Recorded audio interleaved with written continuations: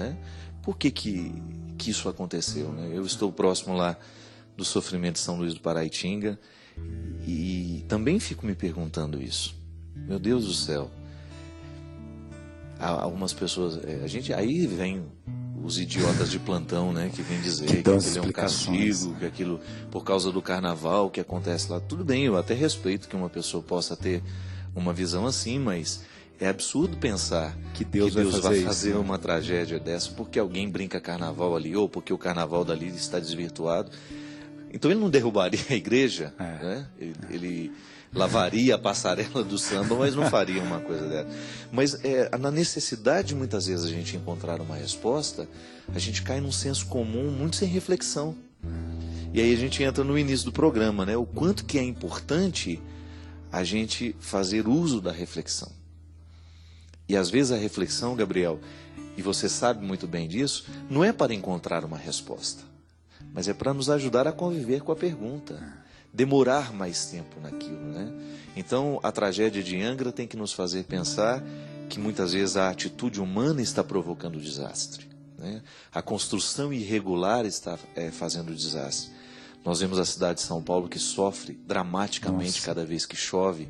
Tá certo que tem uma série de coisas que é o poder público que tem que fazer, mas também nós não podemos nos esquecer que existe uma responsabilidade humana sendo negligenciada. Quando eu pego o meu lixo e jogo no lugar errado, quando aquele lixo vai para dentro de um bueiro, ele entope, e por onde a água poderia passar, não está passando mais, porque tem uma sociedade que está negligenciando a responsabilidade de reciclar o seu lixo, de jogar no lugar certo. Aí depois nós temos a tragédia, nós voltamos aos primórdios da humanidade, quando tudo era justificado de maneira mítica, né? Então, Deus castigou, Deus fez, Deus que... Eu me recordo quando eu era criança, cada trovão que dava, a dona Ana olhava para mim, tá vendo? Nosso senhor tá bravo com você. E eu não sabia nem o que eu tinha feito para aquele trovão estar acontecendo. Eu já me recolhia no meu canto com medo de que... E aí eu já comecei, meu Deus, o que eu posso ter feito hoje, né? Para estar gritando desse jeito, né? Então essas explicações míticas, elas são perigosas, porque a gente pode acabar sendo injusto, né? E eu não me recordo se foi Schopenhauer que disse, eu acho que foi. Ele disse que o ateísmo nasce no mundo quando nós ensinamos um Deus que é pior do que nós.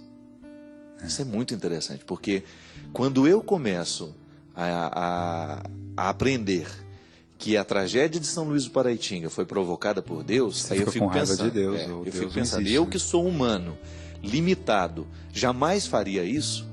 Então eu começo a duvidar da bondade desse Deus. Então, às vezes, a nossa teologia, ela pode causar um estrago no coração das pessoas, né? Quando nós ensinamos uma caricatura de Deus, quando nós não ensinamos o que verdadeiramente é revelação, que está plenamente manifestado em Jesus.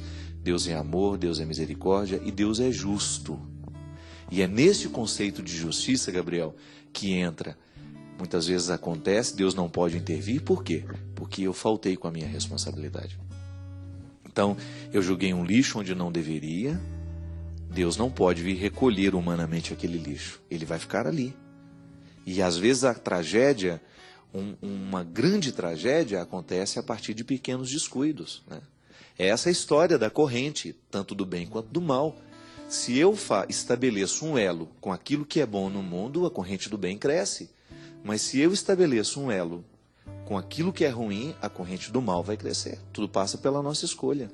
O padre, tem uma coisa interessante também, que é essa reflexão da antropologia humana, né? Se a gente atribuísse tudo isso a Deus, o homem não seria homem, né? Nós seríamos robôs. Justamente. Então, assim, Deus nos deu a liberdade. Por isso que tem gente que mata.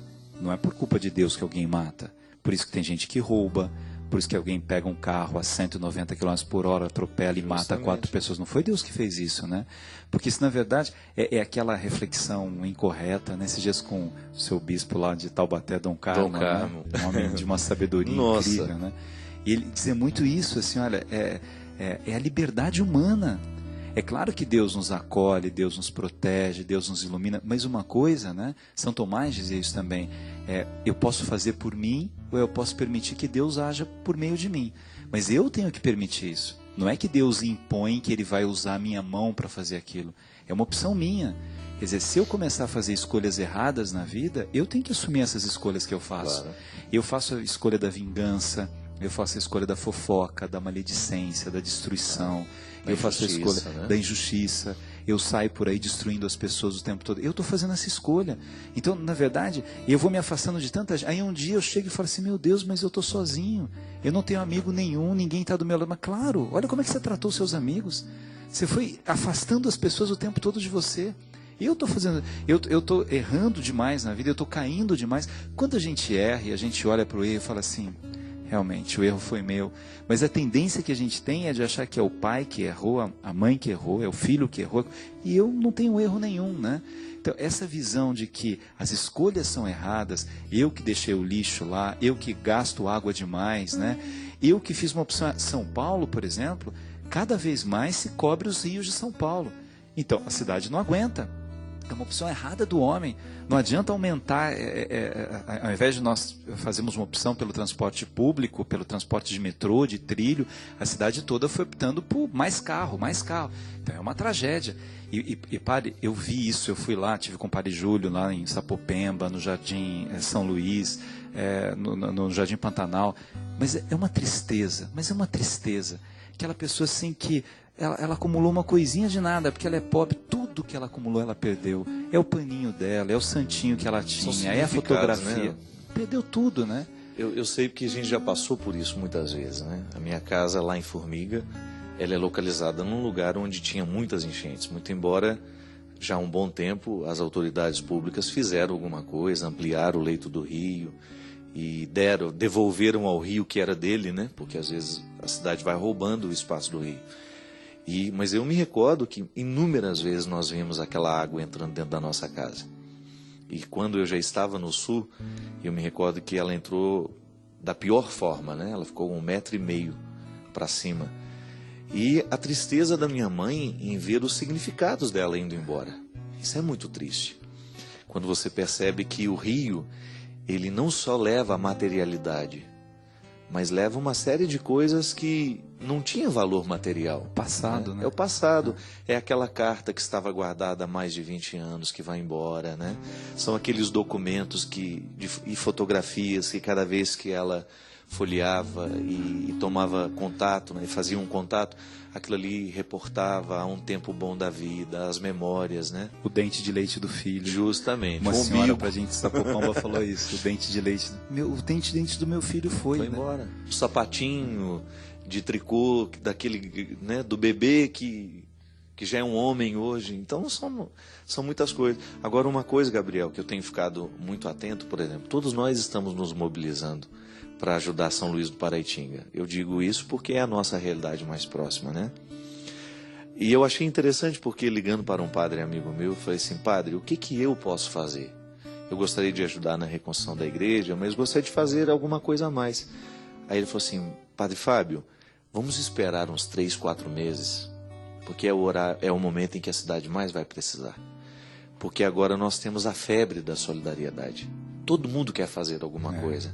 Mas daqui a pouco o tempo vai passar e as famílias que não conseguiram ajuda vão estar necessitando dessa ajuda e vai ser o momento de nós fazermos uma nova corrente para poder... Eu achei aquilo muito interessante, a gente não deixar essa solidariedade passar.